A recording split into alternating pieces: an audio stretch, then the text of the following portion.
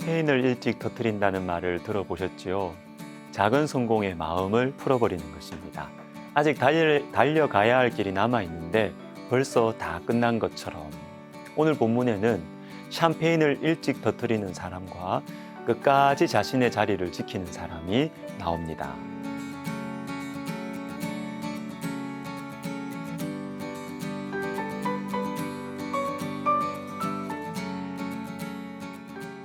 아수에로 왕은 새로운 왕비를 얻어서 크게 잔치를 벌였습니다. 그리고 신하들에게 먹을 것과 마실 것을 베풀고 세금도 면제해 주었습니다.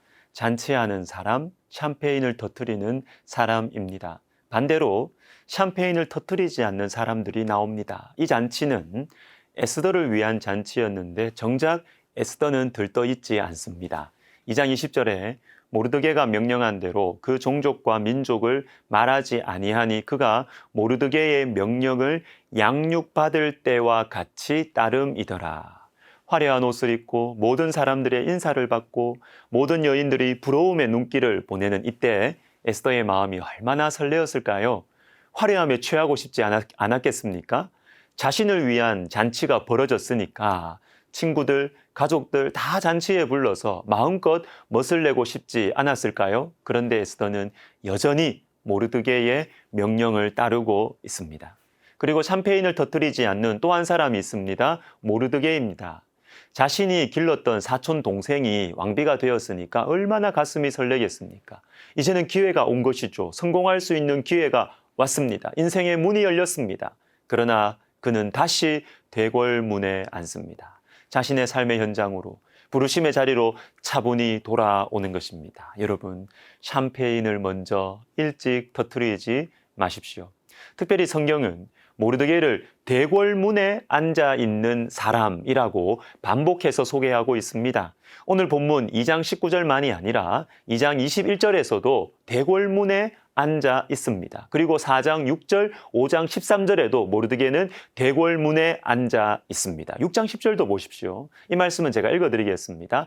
이에 왕이 하만에게 이르되 너는 내 말대로 속히 왕복과 말을 가져다가 대궐문에 앉은 유다 사람 모르드게에게 행하되. 왕이 자신의 목숨을 구해준 모르드게에게 하만을 통해서 상을 내리는 장면인데 아수에로 왕이 모르드게 생각하면 금세 떠오르는 것이 무엇이냐 하면 모르드게 그 사람 대궐문에 앉은 유다 사람 아니야, 이렇게 왕의 머릿속에 각인이 되어 있을 정도로 모르드게는 대궐문에 앉아 있는 사람이었습니다.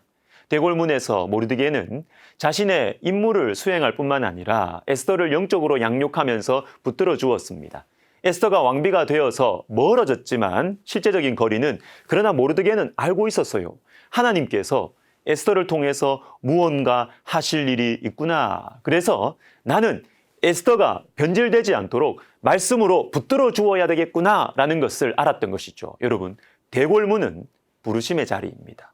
내가 살아가는 이유입니다. 에스더가 왕비가 되었으니까 나는 외척이 되어서 부와 명예를 누리면서 편안하게 사는 것이 모르드게의 인생 목적이 아닌 것이죠. 여러분이 지금 앉아있는 대궐문은 어디입니까? 혹 그 자리에서 멀리 떠나 계시지 않습니까, 여러분? 우리가 다시 돌아가야 할 대궐문은 어디입니까?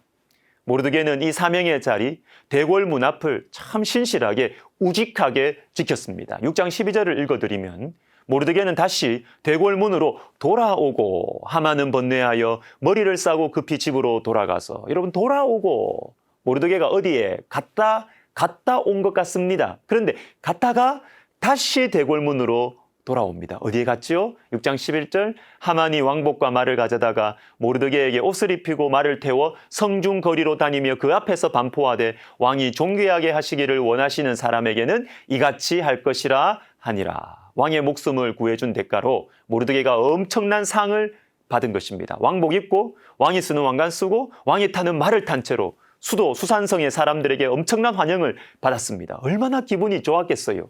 이럴 때는 빨리 집에 가서 가족들, 친척들 모아놓고 잔치하고 자랑하고 기자들 불러서 인터뷰하고 이렇게 해야 되지요. 샴페인을 터뜨려야죠. 그런데 모르드게는 다시 대궐문으로 돌아옵니다. 왕복, 왕관, 왕의 칭찬, 사람들의 환호성 별로예요. 관심 없어요. 모르드게의 마음은 온통 대궐문에 가 있습니다. 내가 유명해지고 내가 인기를 얻고 이런 것에 별로 관심이 없습니다. 이 사람의 마음을 가득 채우고 있는 것은 대궐문 앞, 하나님께서 당신의 백성들을 지키시기 위해 왕후로 세우신 에스더를 말씀으로 양육하는 그 자리였던 것입니다. 사랑하는 여러분, 여러분이 있어야 할 대궐문은 어디입니까?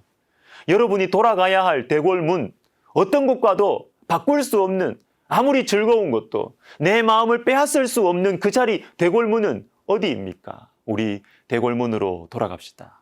우리가 있어야 할 자리로 돌아갑시다. 왕복과 왕관, 왕의 말의 마음을 빼앗기지 마시고 우리가 앉아 있어야 할 자리 대궐문으로 속히 돌아가면 좋겠습니다. 예수님 생각이 납니다.